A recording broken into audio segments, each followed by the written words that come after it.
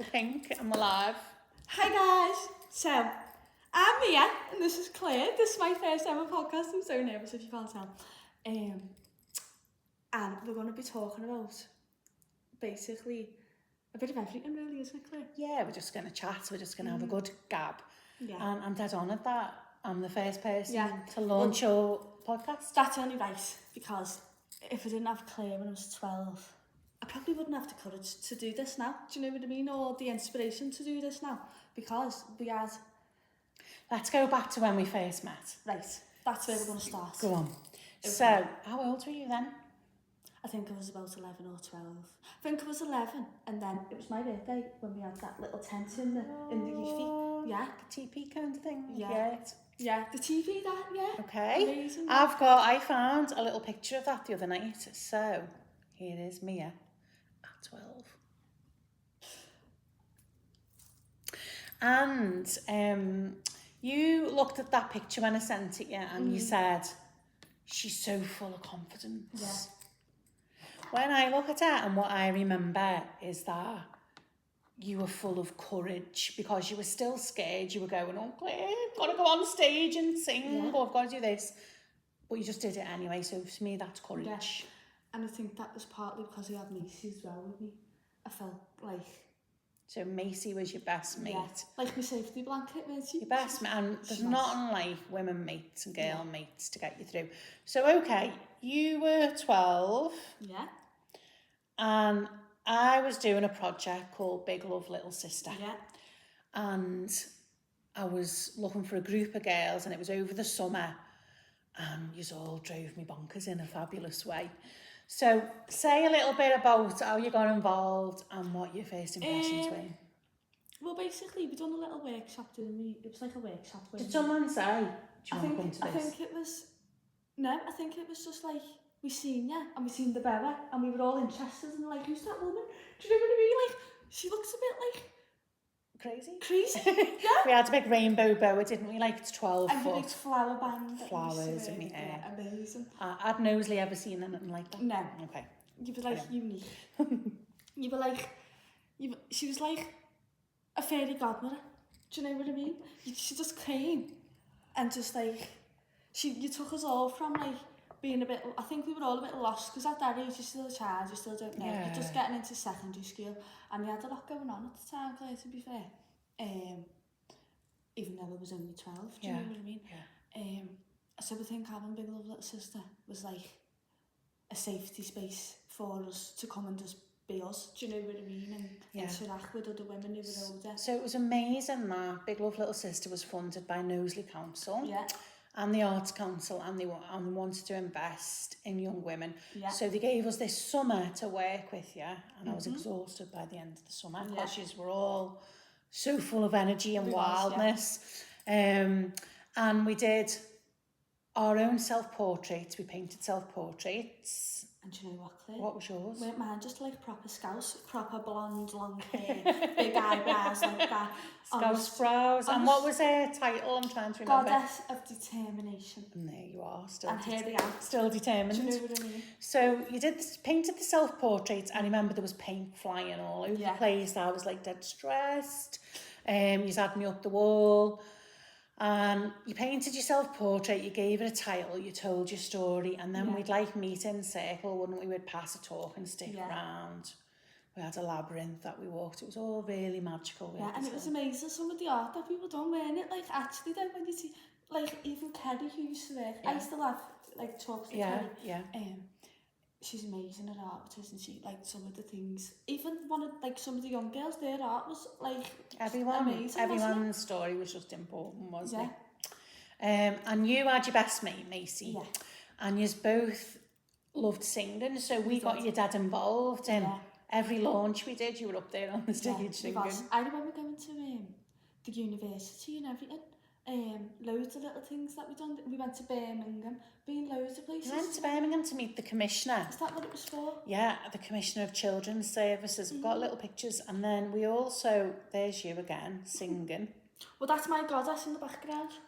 Look how cute she is. That's my goddess. And then I remember singing at the venue there. Yeah, we were, and then this is when we all went to, we all went to London to Marble Arch with our portraits, and you were up on stage in London with all the MPs and everything, and they were all like wanting to meet you, and you were singing "Shine Like a Diamond." So here's you, and we done a little poem, didn't we? With some MPs who I think are still in Parliament. Amazing. And you were just dead cute. Me and Sandra stood on stage with you, so you wouldn't wobble too much. Yeah. And do you know what? We went to I'm going to tell you something now because not everyone knew about this, right? But we went to McDonald's, right? And Lauren, I'm so sorry, but we're just going to talk about it. Go on. Lauren, the youth worker, we're all walking down the stairs, and the stairs were dead steep in there, right? In McDonald's in London. And she takes a tumble. She's like that. No one tell anyone, that's just Oh gosh, because you weren't supposed to be in McDonald's anyway. But Lauren, here we are. We were on a big protest and they were in McDonald's, but what can you do? So that was a protest. It was 1 billion. 1 billion women rising against violence against women. So at 12, 13, you were at protests, you were on stage, you were singing. Yeah. And here you are, like living that into womanhood and wanting to do amazing things in your own community. Yeah.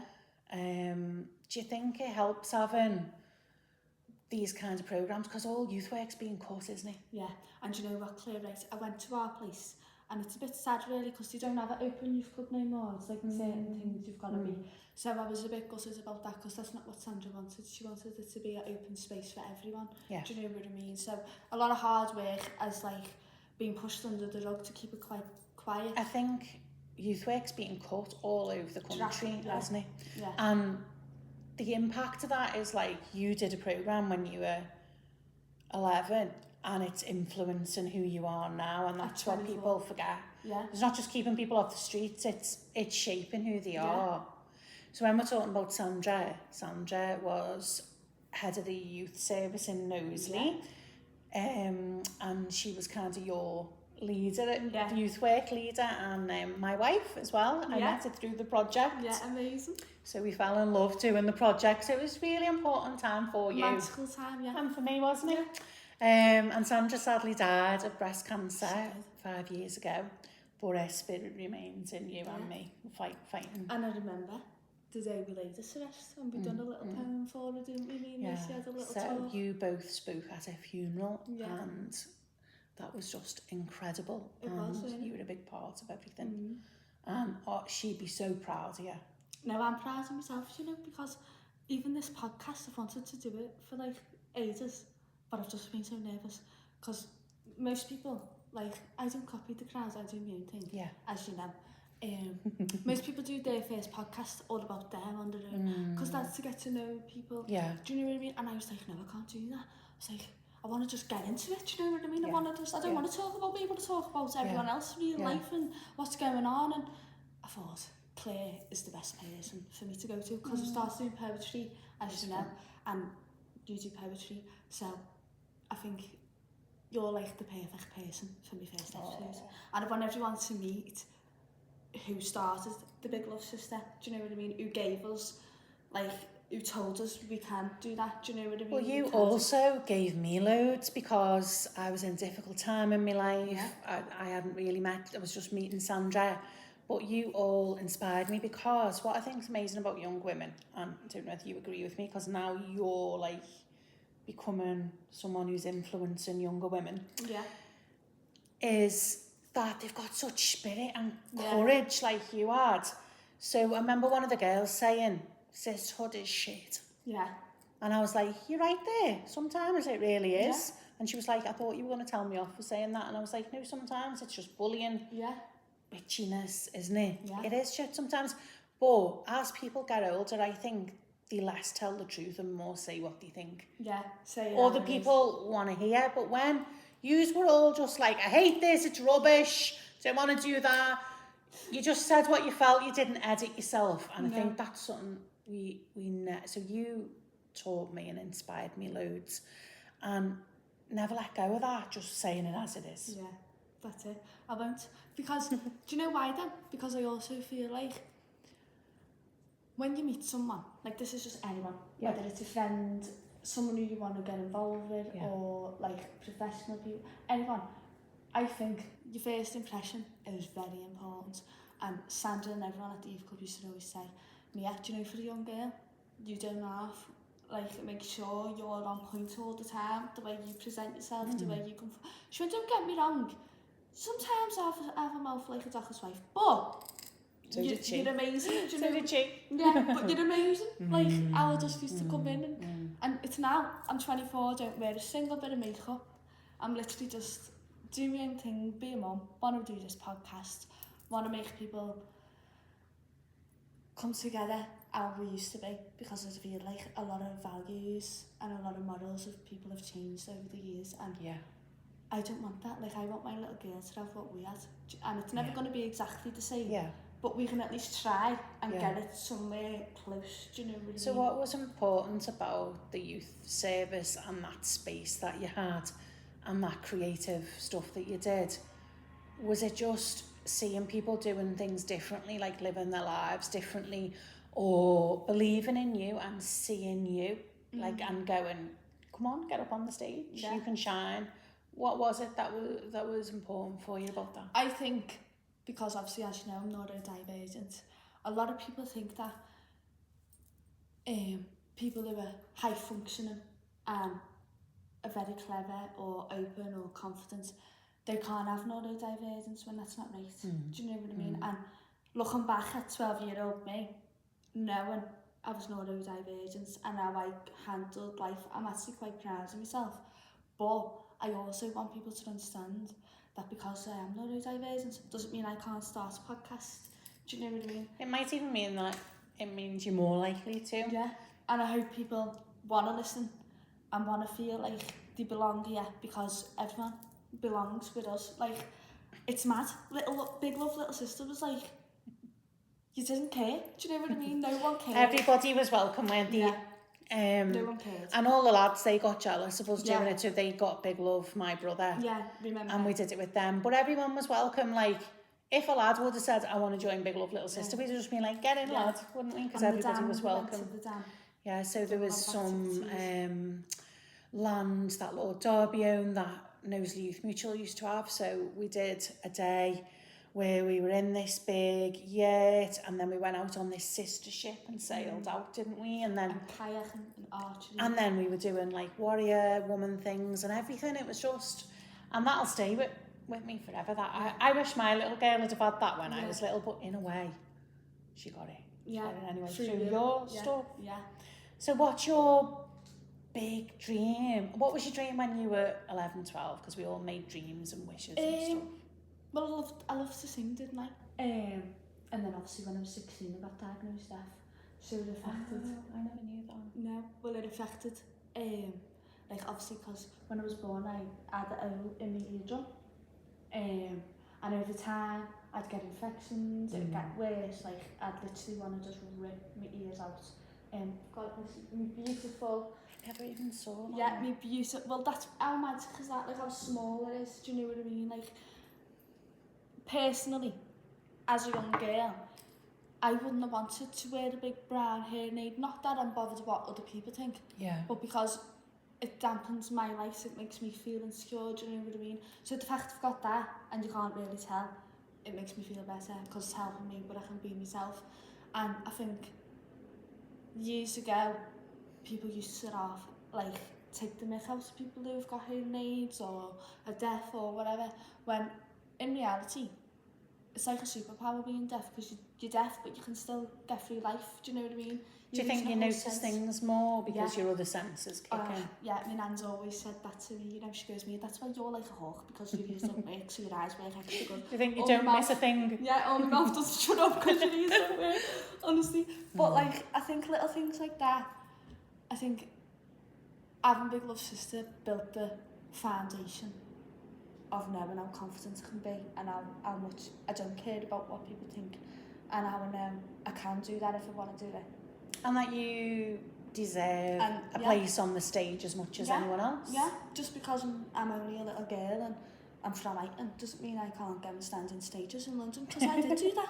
Didn't I? You did. In front of them, and everybody like was like, yeah, made up, like doing the rah. I know. Oh, Clare Beloved, just the best. I just miss it. It was the best. The journey on the way home, Sandra was fuming because I get to see the Yuffie. My arm finally gets, my arm's getting stuck because I'm like, that's all going through the thing. She goes, Mia, it would be you. We're finally getting home after the long trip. And you've hurt your arm. What goes on? You? She was like, right, we'll wait for your mum. I'm like, no, I'm all right. I'm walking around to Lucy. She went, you'll wait for your mum. I went, it's all right, so I'm waiting for my mum.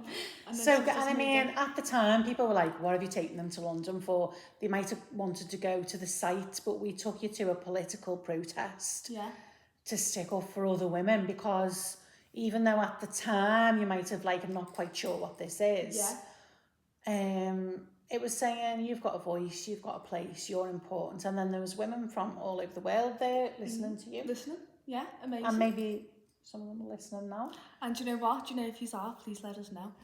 Well, I'm going to send this to Lynn Frank. So Lynn is an incredible woman, and she organised the 1 Billion Rising. Oh, amazing. And so she'll be made up. Oh, This yeah. and see the impact that to see the impact that had. Definitely. So you have got a daughter. Tell us about I her. have. So her name's Iris, and where did the name come from? So it means rainbow. So it's spelled, so Iris, I-R-I-S, is a flower, as you know. But my Iris is spelled I-R-Y-S, which is a rainbow. And a little thing now is, I found out I was pregnant with Iris when I got home from Sandra's funeral. How crazy is that? Yeah, in the August, I found out I was pregnant with Iris. Isn't it magical? And I was just like, but I had a miscarriage in the February beforehand. So it was a bit of a shock, do you know? I was like, oh my God, like I didn't know what to do. And I was like, I was stunned, do you know? And I told Macy, and it was like, I didn't know, like, it's not that I didn't want kids, it was because I love kids that much. I wanted to just help all kids. Yeah. And, like, I used to look after my cousins. My nan's got about 30 grandkids, not even messing. I don't know how she copes at Christmas because I just about cope with the one. Like getting all the presents, do you know what I mean? As for Iris, I'd say she's a ray of sunshine, but she's just like me. She can be a ray of sunshine or she can be a storm. And it's just, depends how she's feeling, depends what's going on, and that's just it. But she's very polite. Everyone says to me, Mia, I was that your child? She speaks dead posh. I'm Scousers to come from, like. I can imagine that you're the most incredible mum, and that you just allow her to be all that she is. And like you were allowed to be all that you are. So I do, what I try to do is clear, right? I try to give it a bit of leeway. Yeah. Because I know no child wants to be like, you do this, you do that, you don't do this, you don't do that. But at the same time, I've got OCD. So certain things that she does. You've got boundaries as well with it. I overthink it's terrible. Yeah. So like playing out in the front garden, we haven't got a garden, we've got a drive. Yeah. And with losing a friend of getting knocked down, my biggest fear is her running out in the street. Yeah. So I'm staying on that she doesn't play out in front of me. Unless I'm there, which is fine. But again, it takes 1 second for it not to listen. Yeah. And I know you can't live like that, what if, but she's only 4, I can keep her a baby, do you know what I mean? Maybe when she's 7, 8, she can explore a bit more. Yeah, and you can probably explain to her then why you you know, and exactly. It was because you lost a friend.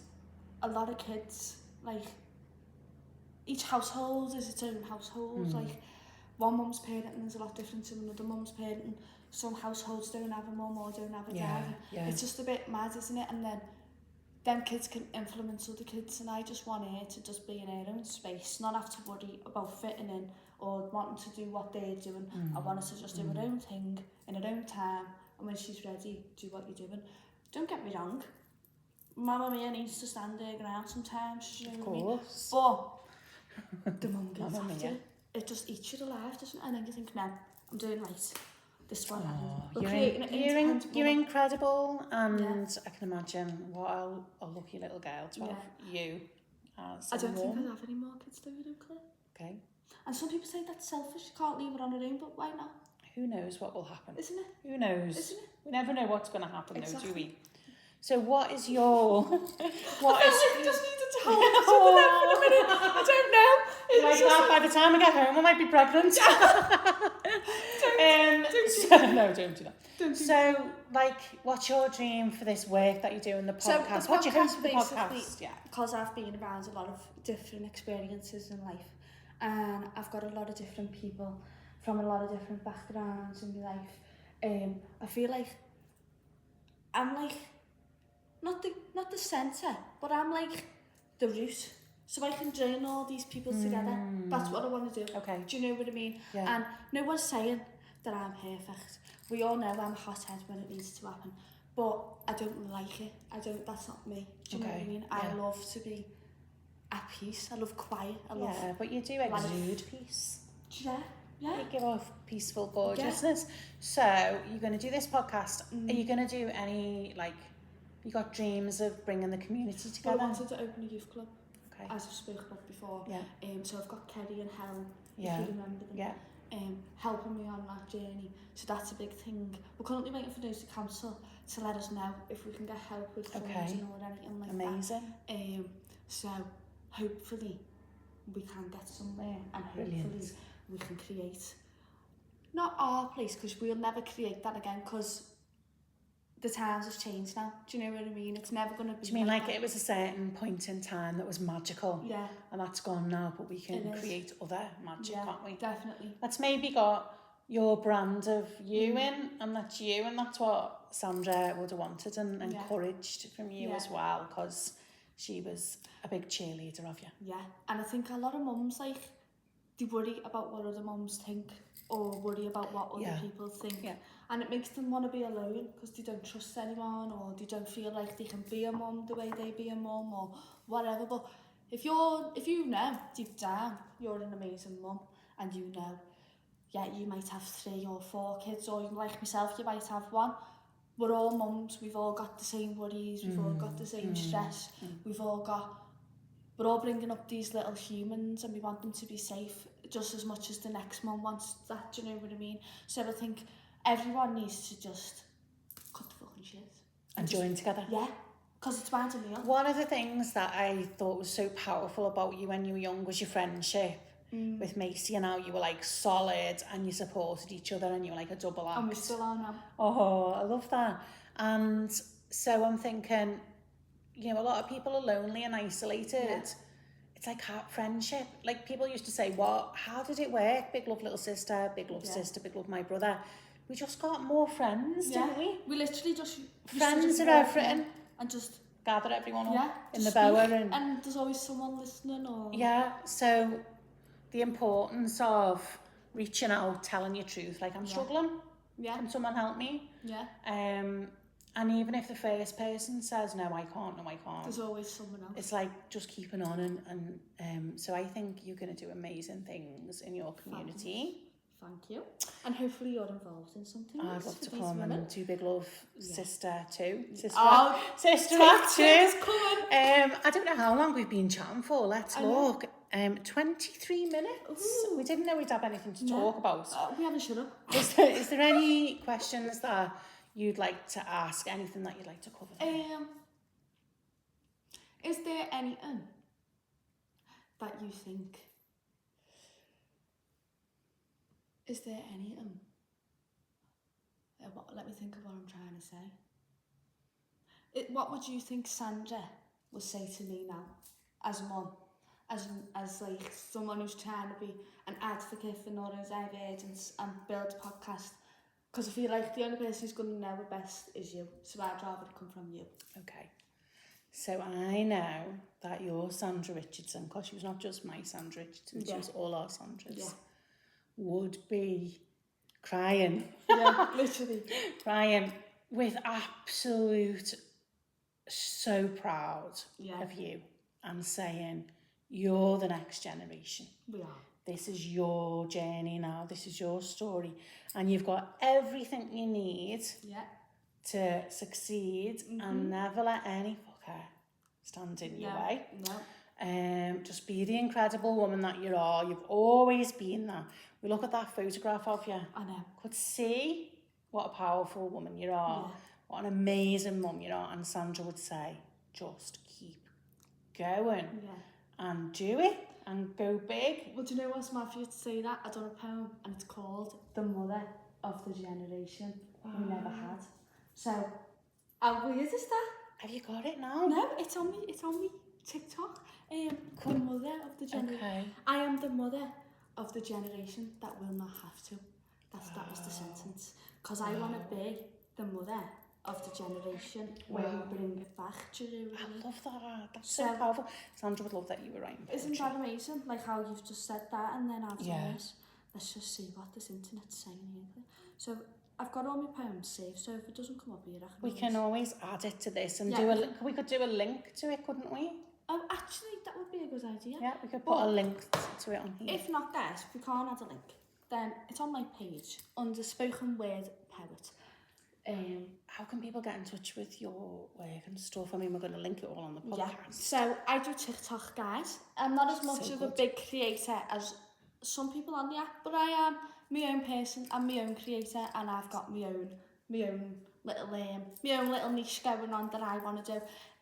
So if you want to find any poems, any day in the life, any real mum content, any neurodivergence posts or advice, what else do we do on my page? So is that on? It's all on your TikTok, and watch little. So my TikTok is Mia Jade 777 _ because they're my angel numbers.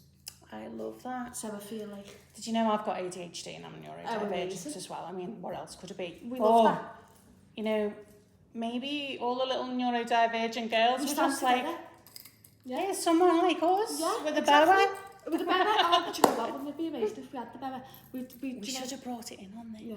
We'll superimpose it on. Yeah, we'll take a selfie and add it in, isn't it? We'll take a picture of it then. Yeah. Well, I've actually got a picture of us on the stage with Sandra and yourself at London. We'll recreate it. Sandra's just got a smile from ear to ear. Well, that was because you were on stage shining. Oh. So I think whatever you are doing, just think you've not only got your own strength, of which you've got loads. Yeah. And everyone's support, including me. Yeah, amazing. You've got Sandra behind you. Go on, girl. Go on. All the angels. Get in there. Of course. And I am very spiritual like that. Do you get me? And that's why I loved Big Love Sister, because it was very spiritual. Like I say, your house is magical, isn't it? Like you just feel like you're in a fairy godmother's house. You know? Like we just wanted to create magic on the housing estates and in Knowsley and just make it all gorgeous. Yeah, magic. So there was lovely smells, fairy lights, a labyrinth. We had that little, do you remember that little, yes, we had, and it had all stars on it, and we all snuggled inside it, and we had blankets. And we had our stick. That's because I... Journey stick. Yeah. So much. But I am so proud of you, and I think this podcast's going to be amazing. I can't wait. But we're just like, hoofing it, aren't we? We're just making it up here. We're just having a chat. We're just going along, guys. You're just in the back and you're watching us, do you know what I mean? But in a year, you're going to be like, hi, welcome to Mia's podcast, and today my guest is, and you'll be like, remember my first one? Yeah. No. But the thing is, you've got to do it. You don't have to be ready. You don't have to be polished. You just have to get out there, because the first time I ever did a workshop, I was throwing up in the back. Yeah. I can't do it. And it probably wasn't amazing. Yeah. And the first time I did a video, but you just have to get comfy with it. So this is us, Claire and Mia. You're in that one as well.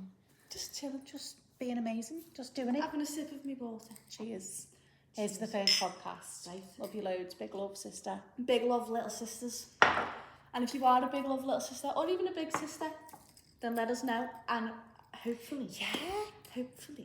We made the Big Love Little Sisters a reunion. Yes. What are you doing now? Yes. Oh what are you doing now, little sisters and little brothers? Yes. Well, speaking about Macy, you're going to be so proud. Okay. She is now an England boxing coach. Wow. Amazing.